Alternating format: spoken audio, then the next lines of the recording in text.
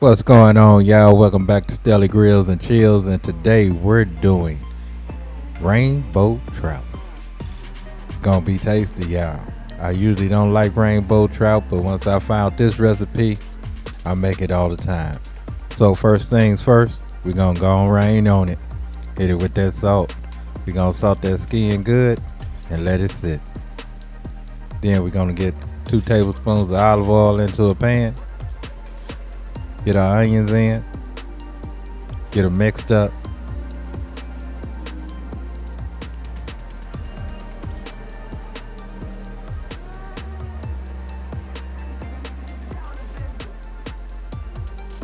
Once we get them onions broke down, we're gonna go ahead and rain on them with a little bit of salt.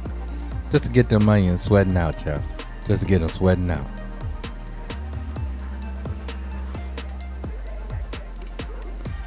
After about 2 minutes of cooking, we're gonna get them to one side. Then we're gonna get that trout in, y'all.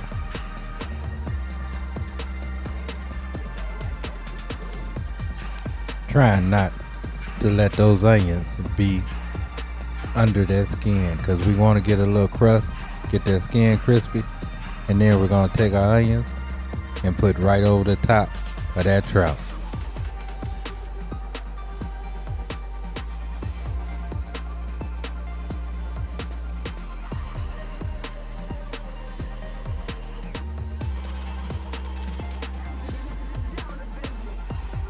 After we can give it a shake, we know it's time to remove that trout.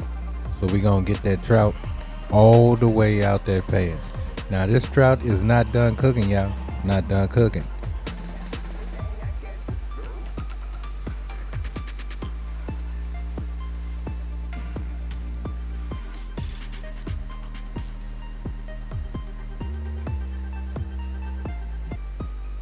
We're gonna give our onion a little mix just so it can be all over that pan, and then we're gonna add our tomato sauce. And we're gonna use that tomato sauce to deglaze that pan, y'all. Make sure you get all those drippings and everything that you can get off while that tomato sauce is in. Then we're gonna go ahead and rain on it with some oregano, some basil, some garlic powder, and just a little bit of onion powder, y'all, because I love my onions. And then we're going to get that fish back into that pan, flesh side down, trying not to get any sauce as much as possible on that skin, because we want that skin to stay nice and crispy, y'all. Nice and crispy. Now after cooking for about 2 minutes in that sauce, we're gonna go ahead and plate up, y'all. Get it off that heat and plate up. We're gonna get us some rice, a little bit of that great sauce. We're gonna put right on top of that rice, and then we're gonna get a piece of fish on top of that rice as well, y'all.